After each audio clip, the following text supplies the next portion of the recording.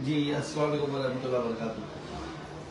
Live मेरा यानी कुछ इंटरप्शन आ रहा है, इसके लिए यानी बंद हुआ था। मैं वापस से शुरू करता हूँ कि देखिए, मैं अभी लाइव आया। आप लोगों को पता होगा कि कल मुझ पे यानी कुछ पत्रकार एफआईआर करवाने चले गए और उसकी कहानी आपको सब पता है, किस तरीके से वो साजिश रची गई, किस तरीके से वो प्लान किया गया। और एक सैफ पठान की गई जिसपे सबको एफआईआर करवाना होता है। तो उसी का खुलासा करने के लिए कि आवाम इसके सच को समझे और आवाम फैसला करे कि इन लोगों ने सही किया, क्या ये एफआईआर साजिश नहीं थी जो मैं बोल रहा हूँ कि ये नहीं थी। अब आवाम फैसला करे। मैं आवाम के सामने कुछ सच रखना चाहता हूँ और मैं चाहता हूँ कि आवाम फैसला करे कि ये एफआईआर कल होना चाहिए था, नहीं होना चाहिए था। ये एफआईआर की गई, ये गुस्सा था या प्लानिंग थी। ये एफआईआर की गई, उसके पीछे किसी का हाथ था या नहीं था, ये अब आवाम फैसला करे। मैं सच आपके सामने ला करके रख देना चाहता हूँ। मैं इसके लिए अभी ये लाइव कर रहा हूँ। कल बहुत वहां पर जब मुझ पर एफआईआर बनी तो कुछ पत्रकार वहां से बहुत से मुझ पर इल्जाम लगा। उसका भी खुलासा इंशाअल्लाह मैं एंड में इसके आगे करूंगा, पहले वो चीजें सामने रखने के बाद। और बहुत से जवाब देखिए, जितने सवाल मुझसे होंगे इंशाअल्लाह मैं सबका जवाब हर बार दे दूंगा। मुझे किसी का डर नहीं है, मुझे मेरे अल्लाह पे भरोसा और मैं सबका जवाब दूंगा। अब शुरू करते। देखिए कि कल जो एफआईआर की गई, आप समझिए कि एक पत्रकार मुझसे इंटरव्यू लेता है संडे के रोज 27 तारीख को वो मुझसे इंटरव्यू लेता है। मेरा यानी इंटरव्यू करके जाता है। वो कोई भी इंटरव्यू होता है तो दूसरे दिन आ जाता है या सेम डे आ जाता है। शाम को 6 बजे इंटरव्यू होता है। 27 पहले 6 बजे इंटरव्यू हुआ, वो 27 की रात नहीं आया इंटरव्यू, 28 की रात नहीं आया इंटरव्यू, 29 की रात नहीं आया इंटरव्यू और 30 की रात आया। यानी चौथे दिन दोपहर में 4 बजे वो इंटरव्यू आता है। 4 बजे वो इंटरव्यू आता है और उसके बाद 5वें दिन उस पर एफआईआर बन जाती है डायरेक्ट। जाकर के सब पत्रकार एफआईआर करते तो 4 दिन किसके साथ मिलकर प्लानिंग की गई, किसके साथ वो साजिश की गई। मैंने जैसे कहा कि मुझे पहले से डाउट था कि किसी ने भेजा है और ये इंटरव्यू यानी और क्या बोलते किसी के इशारे पे किया जा रहा है, यानी इसमें गलत बातें खुद उठाई जा रही है। तो ये मेरा डाउट जो था वो एकदम क्लियर था और सही था।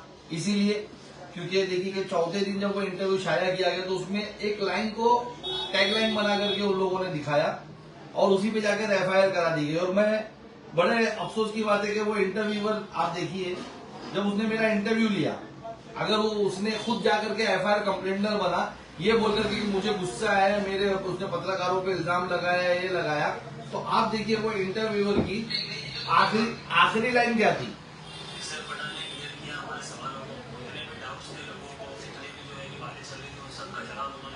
सीधा कर।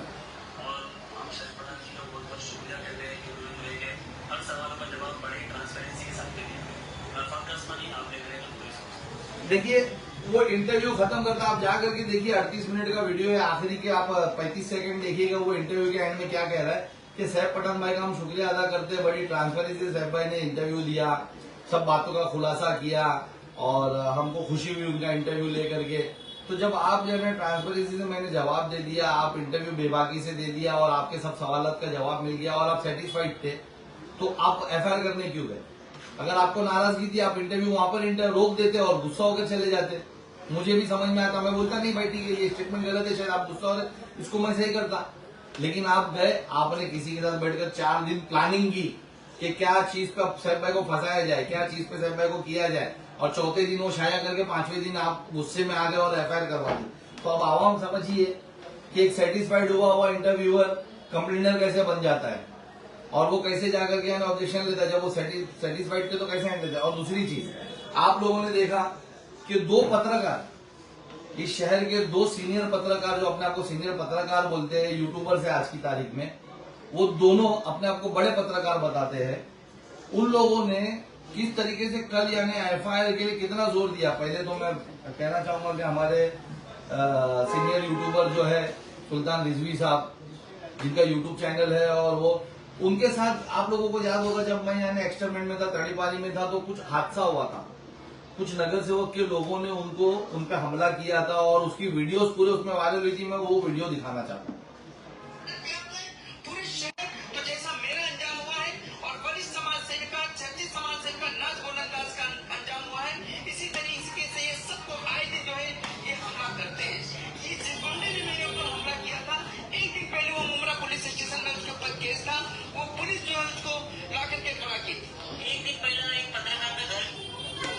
आपने देखा किस तरीके से हमला किया गया। मैं खुद कंडेम करता हूँ इस बात को कि सुल्तान रिजवी साहब को इतनी बुरी तरीके से नहीं मारना चाहिए था। मुझे खुद यानी अफसोस हुआ और मैं उस वक्त एक्सपेरिमेंट में था, मैंने हैदराबाद से इनके फीवर में लाइव भी दिया था। अब मैं दूसरी वीडियो दिखा तो बाद में इस पे आऊंगा।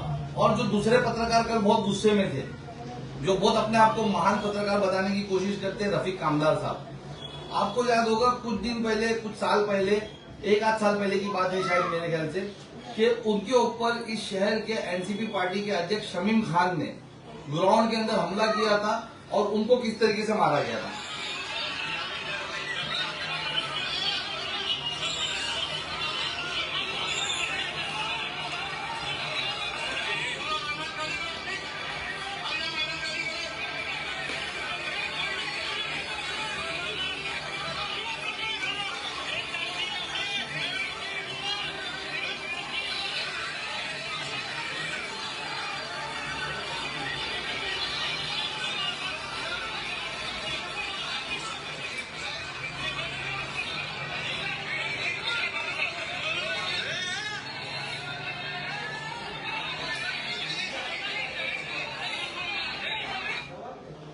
आपने देखा किस तरीके से, मैं इस बात का भी यानी मुझे बहुत अफसोस है, खंडे में मुझे दिखाने भी अच्छा नहीं लगा कि किस तरीके से उनको गिराया गया, मारा गया और रफीक कामदार को शमीम खान मार रहे।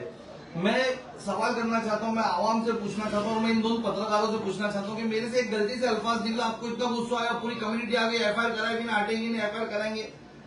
आप ये दोनों जो आपके साथ मार पीटी हुई है, क्या इसकी एफआईआर कॉपी दिखा सकते हो आप लोग?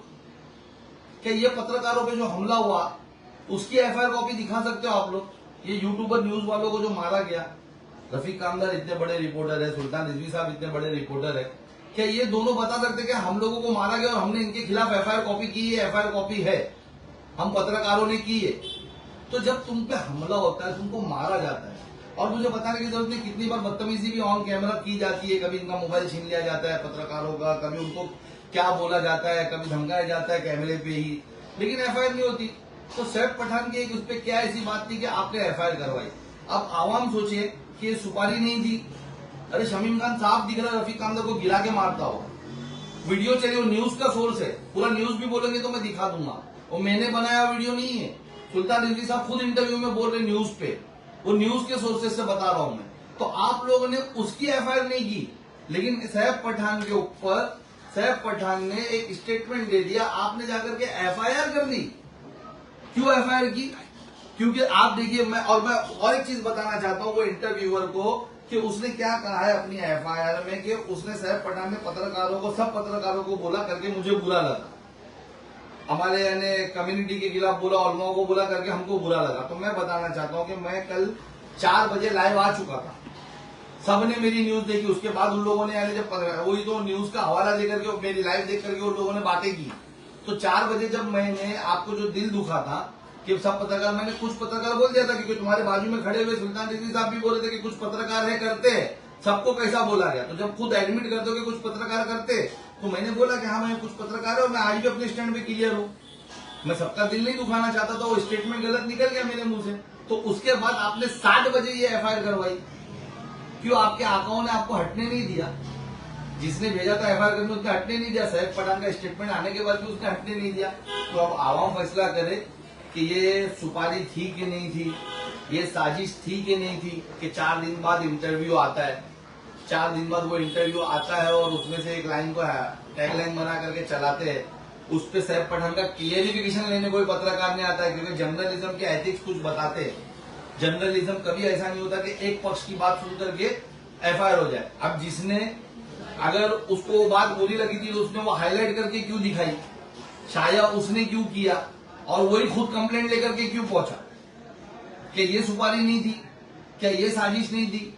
अगर उसको बुरी लगी थी तो न्यूज ही नहीं बनाता, मुझसे क्लियरिफिकेशन कर लेता, लेकिन वो न्यूज बनाना जरूरी था।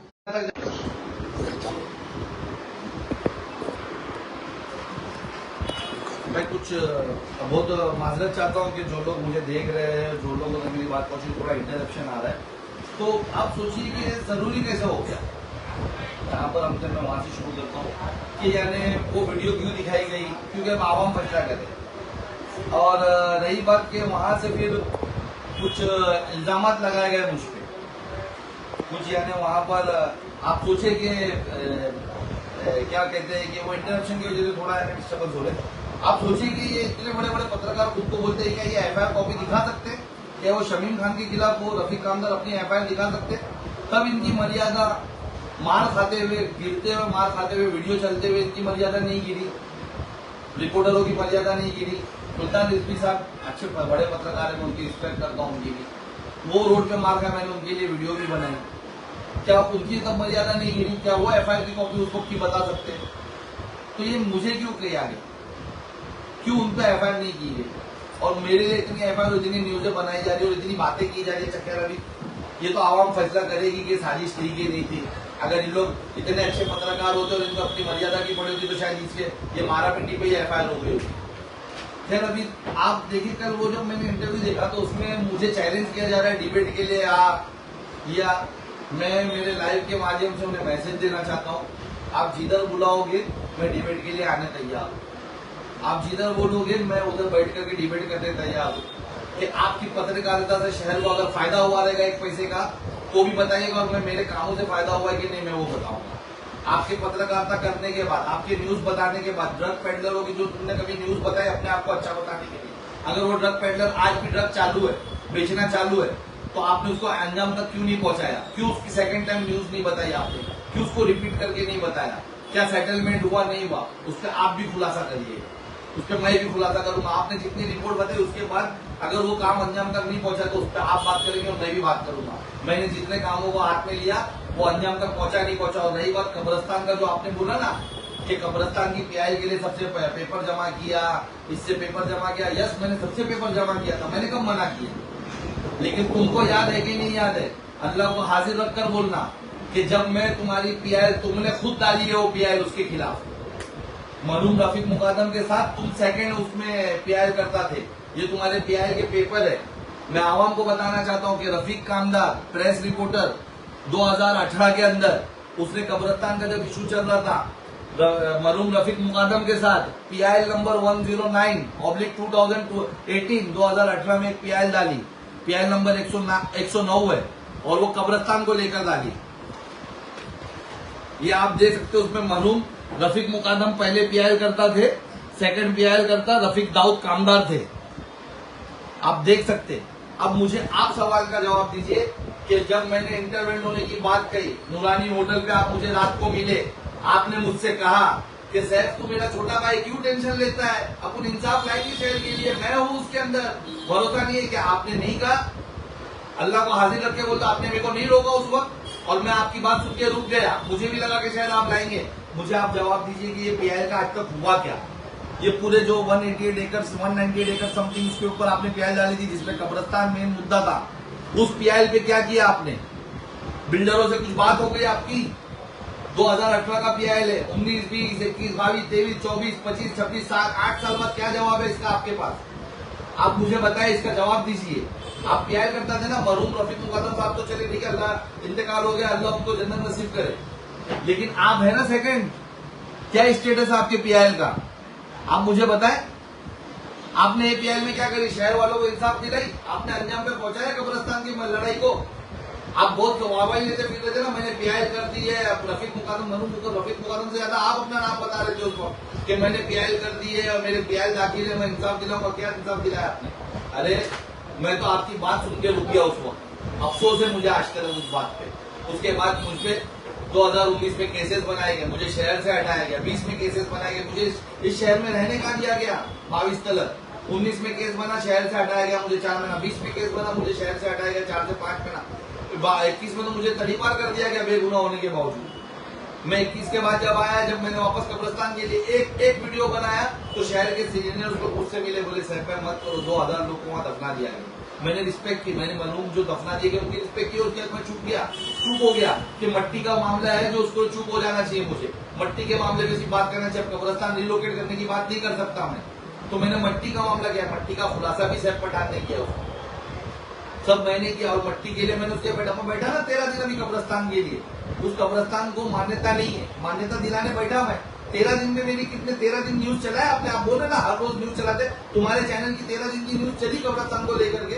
अरे 2 पोजीशन लेटर दिए गए मुझे, मैं एफआईआर करने गया, मेरे रिटर्न एफआईआर कॉपी है वहां पर कंप्लेंट पे कि मुझे एक पोजीशन लेटर दिया जाता है 2016 का कब्रस्तान का, एक पोजीशन लेटर दिया जाता है 2023 का, कब्रस्तान खुला है 2019 में। ये दो पोजीशन लेटर कैसे एक ही जगह क्या है? ये क्या गवर्नमेंट के दो लेटर एक ही जगह करे? मैंने तो उसकी एफआईआर कि आपने न्यूज बनाई कि एक जगह के दो पोजीशन लेटर लाए जा रहे, खेल किया जा रहा है कब्रस्तान का। आप पत्रकारिता करते अपने को बड़े पत्रकार बोलते हो, मत करो। और रही बात डिबेट की, इंशाल्लाह मैं बैठूंगा, लेकिन जरा आवाम को ये बताइएगा ना कि आप ये पीआईएल में थे, वो पीआईएल से कब्रस्तान का कितना आपने हक दिलाया शहर को? 198 एकर्स का कितना हक दिलाया? क्या बिल्डरों से हो गया, कुछ बात हो गई आपकी? अरे आप क्या सबको घड़ी घड़ी बोलते कि मैंने मदद किया, पर मदद की बात मत करो। मैं भी बहुत बता सकता हूँ, मैंने भी बहुत बार किया हूँ, मैंने भी बहुत जगह पे किया हूँ, बहुत चीजें किया हूँ, ठीक है, वो हो गया। लेकिन ये तुम जो इल्जाम लगा रहे हो ना कब्रस्तान का, मैं कोई सेकता नहीं हूँ। ये पीआईएल सेक रहे हो क्या नीचे रख करके? हाँ, अपने नीचे रख के सेक रहे हो क्या पीआईएल को? पीआईएल पे क्या स्टेटस है? कब्रस्तान का हो जाएगा, इस पर फैसला ला दोगे ना तुम? मेरे को तो रुकाए थे तुमने। हाँ, आएगा फैसला? ये चुप्पी आई है, बिल्डरों ने मिठाई खिलाई है क्या? मेरा मुंह मत खुलाओ, मैं बहुत सी चीजें खोलूंगा। और रही बात आवाम समझिए, तो मुझ पर कल कब्रस्तान के लिए एलिगेशन लगा, देखिए आप समझिए, बाप खुदा मैं अल्लाह को हासिल रखकर बोलता हूँ कि मैं जा रहा था इसमें, इनने मेरे को रात को रोका, ठीक है, मैं इंटरवेंट होने जा रहा था, इन्होंने बोला, उस वक्त मुझे ऐसा लगा कि ये बात सही है कि शायद मेरा वकील कुछ अलग डाल देगा, इनका इंटरवेंट, इनकी पीआईएल नहीं खराब हो। और इनने बहुत कॉन्फिडेंस से मुझे बोला कि हम लोग तो लाएंगे ना फैसला। मैं रफीक खान साहब को भी पर्सनली जानता था, उनके साथ भी हम लोग काम करते थे साथ में, तो मुझे यकीन था कि दोनों है, दोनों मिलकर लाएंगे करके, तो हमने डिस्टर्ब नहीं किया। तो आज उसको झूठ घुमा करके क्यों बताया जाए? सच बता दिया जाता ना। और पेपर तुम मेरे को बोलते उससे पेपर लेके गए, मेरे को जरा पूछना है कि उनके पेपर पे पीआईएल हुई क्या हुआ? हाँ, खारिज कर दी गई उनके पेपर पे। तुम यार देखो यार, ये तुम क्या कर रहे हो? देखो तुम आवाम को तुम अपना सच बताओ ना। मेरा बात में बताते रहे, और जितना तुम लोग न्यूज के जरिए बताओगे, इंशाल्लाह अल्लाह ने मुझे सोशल मीडिया का प्लेटफॉर्म दिया, मैं उसके जरिए बताऊंगा। अब आवाम इस पर फैसला करे। मैं डिबेट करने के लिए भी रेडी हूँ, जहां पर भी बोलेंगे आप, मैं डिबेट करने आऊंगा। मैं भी मेरे कामों की लिस्ट लेकर आऊंगा, मैं भी सब चीजों की लिस्ट लेकर आऊंगा। आपकी भी आपको जवाब देना पड़ेगा कि आपने कहां पर क्या लाइव किया था, कौन से इधर किधर जाकर के क्या लाइव किया था, उसके बाद वो डिलीट हुआ नहीं हुआ, हाइड हुआ नहीं हुआ, आपने वो काम को अंजाम दिया नहीं, आपने किया, सब हम लोग इंशाल्लाह एक मिनट का बोलेंगे। आवाम फैसला करेगी। इस तरीके से अभी मैं आवाम पे छोड़ रहा हूँ, आवाम अभी फैसला करे कि मुझ पर एफआईआर होना क्या दुरुस्त था। आप वापस से स्टोरी को सुनिए कि 27 तारीख को मेरा इंटरव्यू होता है, मेरा इंटरव्यू लेता हूँ 27 तारीख को। आखिर में बोलता है कि हम सेटिस्फाइड है, सैफ भाई ने अच्छा जवाब दिया, सब सही जवाब दिया। वो नाराज नहीं था, अगर उसको बुरा लगा तो नाराजगी दिखाता, मुझसे नाराज होता। वो तो खुश होकर के गया कि सैफ भाई ने सब जवाब दिया। वो आया था शिकार करने, लेकिन फिर सब जवाब मिल गया तो चुप हो गया। 4 दिन तक किसने मेरा इंटरव्यू देखा, उसमें क्या क्या ढूंढ के निकाल सकते थे, क्या कर सकते थे, कैसा केस बनाना है, कैसा फंसाना है, क्या साजिशें हुई। 4 दिन बाद वो शाया किया गया, फिर मुझसे मेरा क्लियरिफिकेशन नहीं लिया गया। जबकि जर्नलिज्म का एथिक्स बोलता है कि आप किसी के अगर कुछ रिपोर्ट डाल रहे हो या किसी के खिलाफ कुछ हो तो करिए। आज देश भर गोदी मीडिया बोलता हूँ, उन पे कुछ नहीं होता है। मैंने एक अल्फाज गलती से बोला, मैं वापस एडमिट कर रहा हूँ, मैं वापस से ये लाइव के जरिए से बोलता हूँ कि मेरे को सब पत्रकार नहीं बोलना चाहिए, क्योंकि शहर के सब पत्रकार ऐसे नहीं है।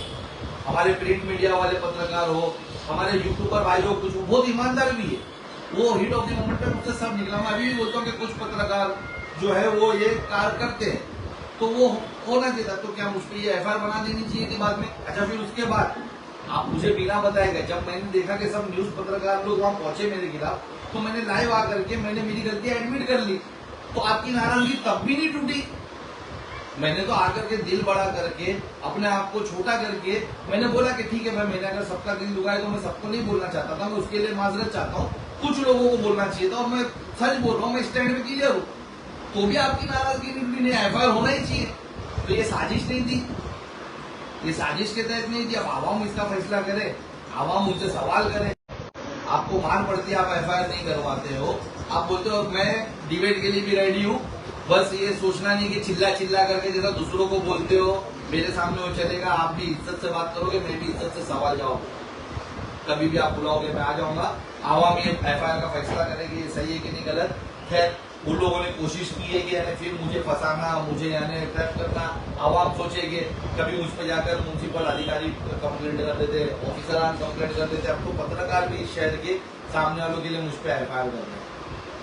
आवाम मेरे लाइव के जरिए मैं आपको हर चीज खोलता रहूंगा और मेरी बात में इस लाइव के माध्यम से आपके सामने हमेशा रखता रहूंगा। हमारी सोशल मीडिया की टीम है, क्यों नहीं बताया जाता? मैं एक छोटी सी बातें बंद करने से पहले मैं बोलना चाहता हूँ, क्यों नहीं इन लोग ये बताते कि एमआईएम क्या काम करती है? हमारे अच्छे कामों को क्यों नहीं बताया जाता?